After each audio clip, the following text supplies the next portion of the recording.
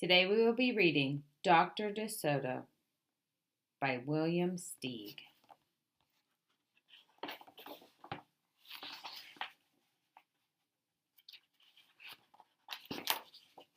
Dr. DeSoto, the dentist, did very good work, so he had no end of patients.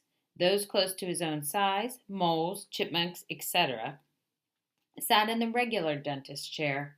Larger animals sat on the floor while Dr. DeSoto stood on a ladder. For extra large animals, he had a special room. There, Dr. DeSoto was hoisted up to the patient's mouth by his assistant, who also happened to be his wife. Dr. DeSoto was especially popular with the big animals. He was able to work inside their mouths, wearing rubber gloves to keep his feet dry, and his fingers were so delicate, and his drill was so dainty, they could hardly feel any pain. Being a mouse, he refused to treat animals dangerous to mice, and had said so on his sign. When the doorbell rang, he and his wife would look out the window. They wouldn't admit even the most timid-looking cat. One day, when they looked out, they saw a well-dressed fox with a flannel bandage around his jaw. "I cannot treat you, sir," Dr. DeSoto shouted. "Sir, haven't you read my sign?" "Please," the fox wailed, "have mercy, I'm suffering," and he wept so bitterly it was pitiful to see. "Just a moment," said Dr. DeSoto. "That poor fox," he whispered to his wife. "What shall we do?" "Let's risk it," said Mrs. DeSoto. She pressed the buzzer and let the fox in. He was up the stairs in a flash. "Bless your little hearts," he cried, falling to his knees. "I beg you, do something. My tooth is killing me." "Sit on the floor, sir," said Dr. DeSoto, "and remove the bandage, please."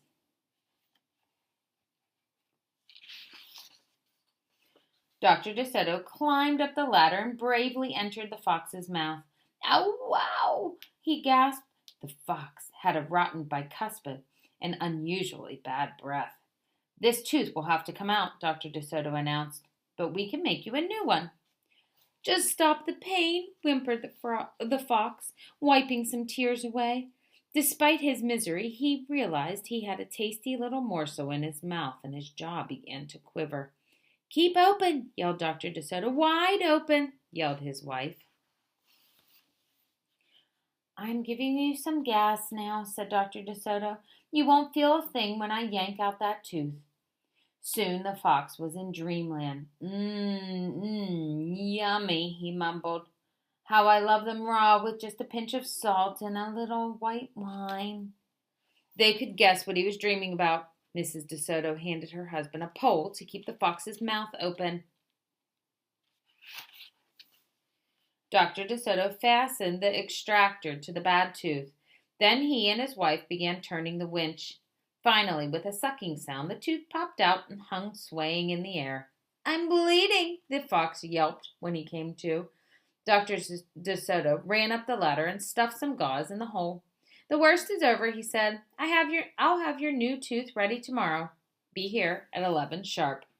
The fox, still woozy, said goodbye and left.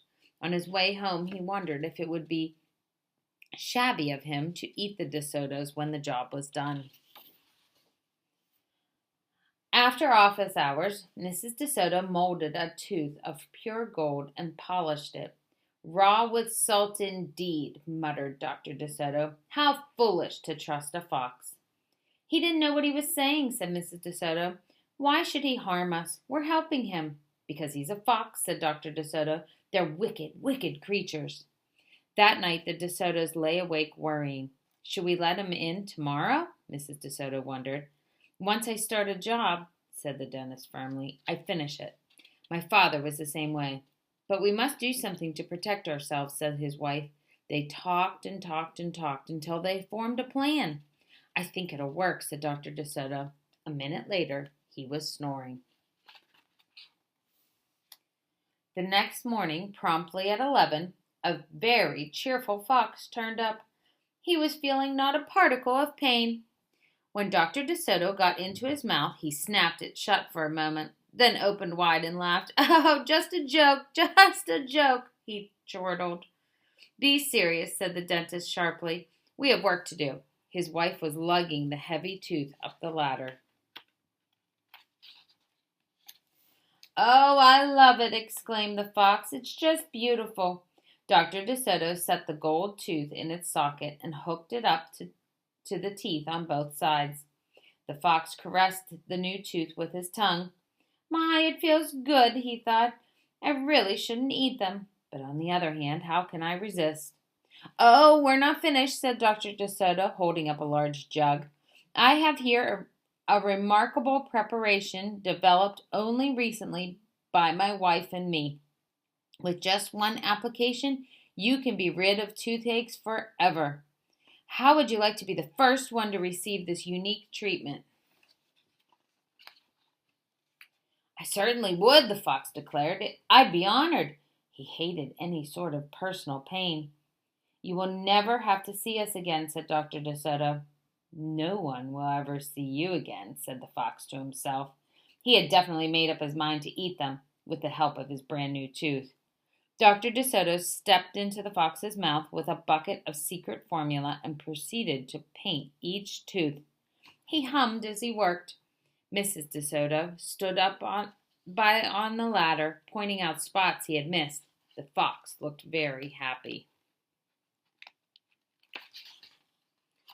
When the dentist was done, he stepped out. Now close your jaws tight, he said, and keep them closed for a full minute. The fox did as he was told. Then he tried to open his mouth, but his teeth were stuck together. Excuse me.